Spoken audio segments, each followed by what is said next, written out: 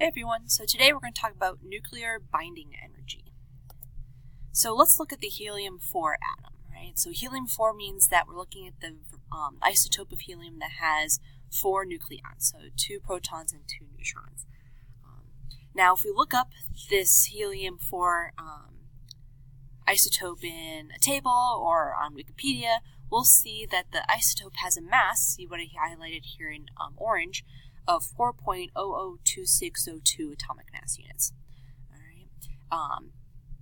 So if we look at the right here, so let's add up the number of protons, neutrons, and electrons, add all their masses together, and we should, in theory, get the same number, right? So if we do that, we can add 2 protons, 2 electrons, which is equivalent of taking 2 hydrogen atoms, actually. So we'll use that kind of shortcut. So we'll take 2 hydrogen atoms, add 2 neutrons, and we see here, if you look at the right, that our total mass, when we add all the constituents together, is 4.03298 atomic mass units, which there's a difference between these two numbers. We have a difference of 0.03 and change atomic mass units.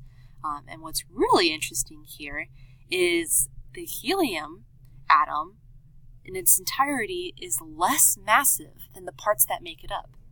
Right? So how can that be? How can the mass of something be less than the mass of all the stuff that makes it up? The reason for this is something called binding energy. So what happens is when these nucleons bind together, it releases energy. Right? And thinking about this famous equation, E equals mc squared, energy is essentially mass. Right? So this mass gets converted into energy and is released from the atom. Right? So this is what we call nuclear fusion. It releases energy, which is why it's an energy source. So when it comes to this difference in mass, we can basically compute the energy with that, and this is called the total binding energy.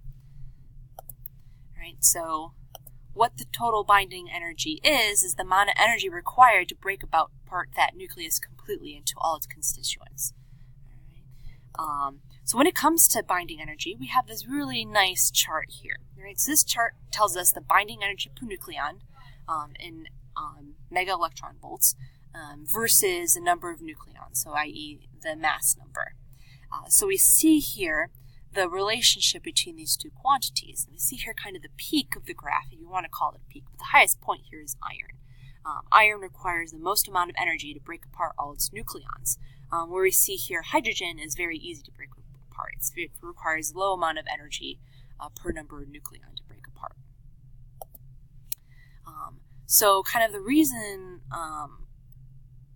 we're dealing with here, it has to do with nuclei stability. So we know that the protons in the nucleus want to repel each other, right? So when it comes to small proton numbers, so basically the elements lower on our periodic table, the number of neutrons are kind of roughly the same for our nucleus to be stable. And what I mean by stable is that it stays together, it doesn't break apart. Now, as the number of protons increases, the Coulomb repulsive force, the electric force, gets more repulsive, so there's more neutrons are required in order for the nucleus to remain stable. So you see here kind of these dotted points on this graph are the stable nuclei, the number of protons versus the number of neutrons. So for example, if we had 20 protons in our nucleus, we could not have 40 neutrons. That's unstable. That atom does not exist naturally. That nuclei does not exist naturally. Whereas 20 protons and 20 neutrons does. So the more protons you have, the more neutrons you need in order for it to remain stable. The reason for this is something called the strong nuclear force. So the strong nuclear force is a very short-range force, meaning that it basically exists at about 10 to the 15 meters range. 10 to the negative 15. I need a negative sign there. Basically, a very short range. So this is basically, this nuclear force is only effective at about the size of the nucleus, the strong nuclear force. So the more neutrons you have, the more strong nuclear force you have, which they're kind of combats or negates this Coulomb force that's trying to pull the nucleus apart, right? So kind of we've talked about now, as in a sense, 3 of the 4 fundamental forces. We talked about the gravitational force in extent in class, as well as the electric force, electromagnetic force. So here we're kind of seeing evidence of the strong nuclear force. And we also have something called the weak nuclear force, which kind of dictates how things decay. It's kind of weird to explain.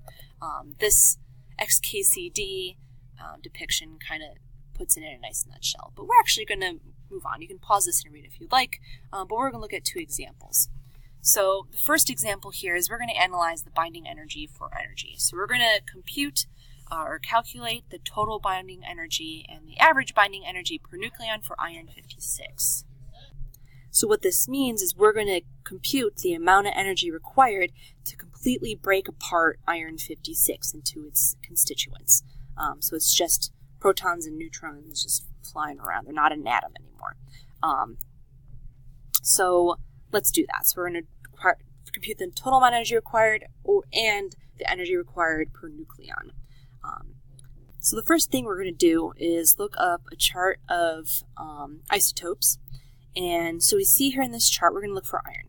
So iron has atomic number of 26.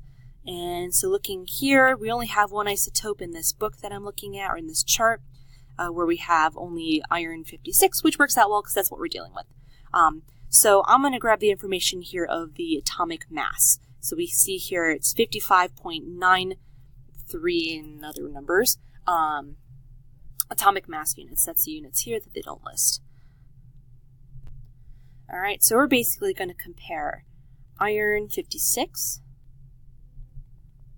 right, so that's 26 protons, and compare that to its constituents. So iron 56 is made up of, well, we'll see here, we've got 26 protons. So we're going to add 26 protons, add that, well, we're dealing with a neutral atom here, so 26 electrons, as well as, let's see, 56 minus 26 gives us 30 neutrons in this isotope. All right.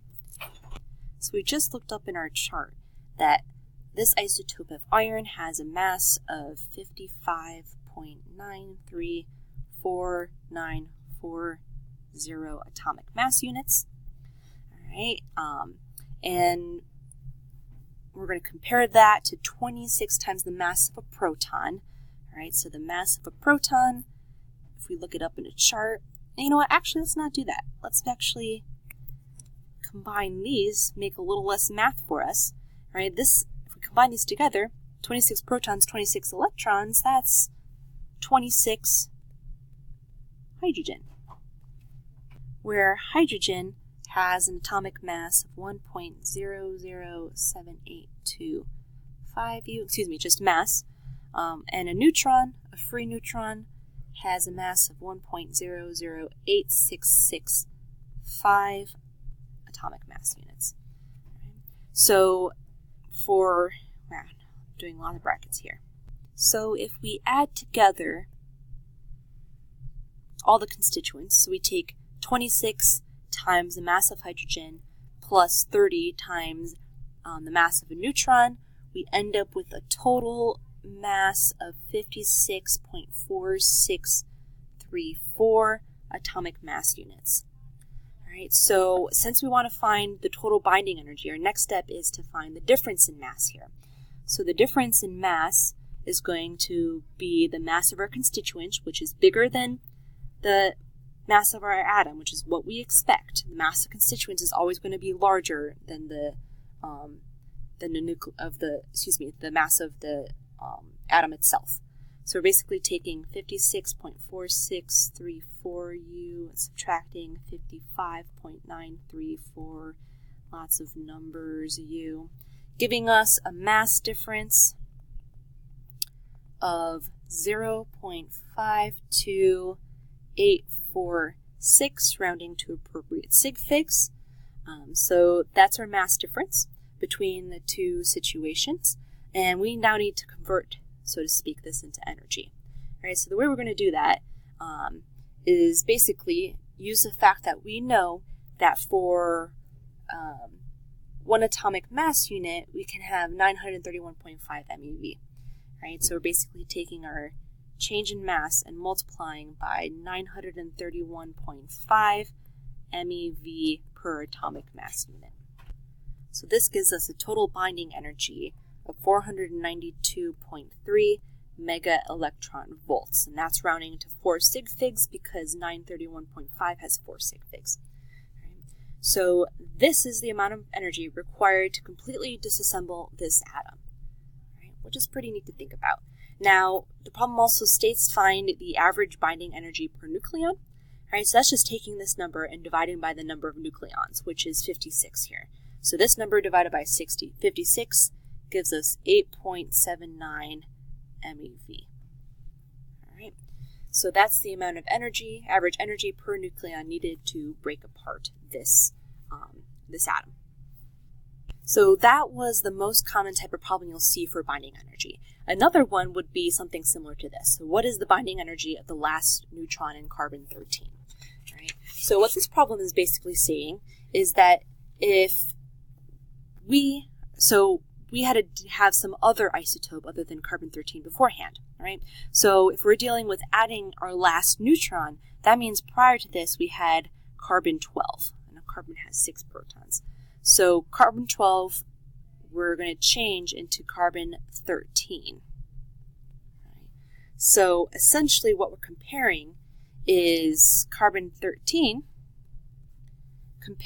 so the mass of this, compare that to the mass of carbon-12 plus that free neutron that we're adding. Right? So this is how we can write kind of a neutron in an equation, right? Because we're dealing with 1 neutron, 0 protons. So looking at this, we can look up in our chart. Let me actually bring that up. So here in our chart, under carbon, we see here 3 isotopes, carbon-11, carbon-12, carbon-13. Our problem, we're going to be using the mass of carbon-13 and the mass of carbon-12. All right, so looking up in our chart, carbon-13 has a mass of 13.00335 atomic mass units. Carbon-12 is defined to be 12 atomic mass units, and a free neutron, again, 1.008665 atomic mass units, giving us a total over here of 13.008665 atomic mass units. All right, so looking here, we can compute our mass difference. All right, so we take the constituents, subtract the total mass of our atom, giving us a mass difference of 0.00531 atomic mass units. Right, and since we want to change this into binding energy, we take this number, same method as before, multiplying by, so 931.5 MeV per U. All right, so doing that math, taking 931.5 MeV per U times our mass difference gives us 4.946 MeV. Right. So this number here is the amount of energy that is required to remove 1 neutron from our carbon-13 atom. That's literally what that number means. All right, so we need that much energy added to our carbon-13 atom to remove 1 neutron. Right? Which is basically the same way asking what is the binding energy of the last neutron in carbon-13. Right, so not a very difficult process to do, computing binding energy, but these are just your very typical type of problems you'll see. So you'll be expected in the future to compute binding energy per nucleon, as well as the binding energy of some last nucleon of some sort. So here is an example in which we're dealing with a neutron. All right. So I hope that was helpful and informative, and thanks for watching.